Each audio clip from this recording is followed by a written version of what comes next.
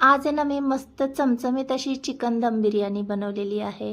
तर पहा जमली की नाही मला ते। तर त्यासाठी मी काय केलं, इथे चिकन घेतलेलं आहे स्वच्छ धुवून आणि एक मोठा चमचा आलं लसूण पेस्ट यामध्ये घालून घेतली। एक वाटी फेटलेलं दही यामध्ये घालून घेतलेलं आहे।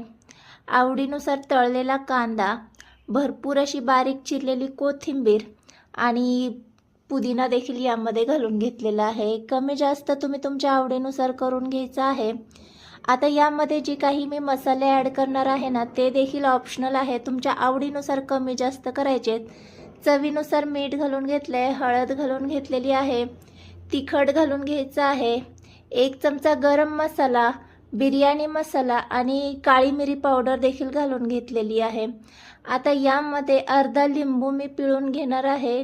लिंबू पिळून झाला ना की लगेच हे मिश्रण आपल्याला छान असं मॅरिनेट करून घ्यायचे आणि साधारण 10 ते 15 मिनटं आपल्याला हे असंच ठेवून द्यायचं आहे।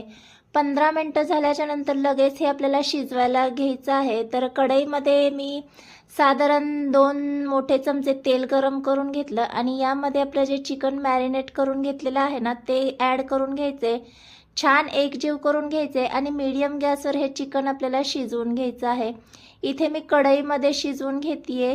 इथे गरज वाटली तरच पाणी वापरायचे, इथे मी पाणी अजिबात वापरलेलं नाहीये। आणि एक साईडला मी भात अगोदरच शिजण्यासाठी ठेवून दिलेला होता।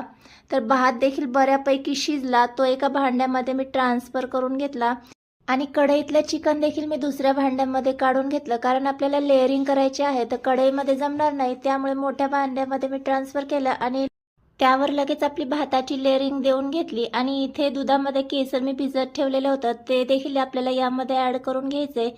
आवडीनुसार बारीक चिरलेली भरपूर अशी कोथिंबीर, पुदिना आणि तळलेला जो काही कांदा आपण घेतलेला आहे तो यावर पसरवून टाकला। तर इथे मस्त आपलं लेअरिंग झालेलं आहे। फॉईल पेपरने मी कव्हर केलेलं आहे आणि खाली तवा ठेवून 10 ते 15 मिनटं आपल्याला हे छान असं दम देऊन घ्यायचं आहे। तर इथे 15 मिनटं झाल्याच्या नंतर तुम्ही पाहू शकता खूप सुंदर इथे आपली बिर्याणी तयार झालेली आहे। तर या पद्धतीने केलं ना तर अगदी झटपट तयार होते आणि टेस्टलाही एकदम बेस्ट आहे। हलक्या हलक्या हाताने छान अशी मिक्स करून घ्यायची आणि गरमागरम ही बिर्याणी आपल्याला सर्व करून घ्यायची आहे। तर या पद्धतीने तुम्ही बिर्याणी केलं ना तर अगदी बाहेरची बिर्याणी विसरून जाल, इतकी भन्नाट आणि टेस्टी लागते। आवडत्या कोशिंबिरी सोबत सर्व करून घ्यायची आहे। व्हिडिओ आवडला असेल ना तर व्हिडिओला एक लाईक नक्की करा। बाय।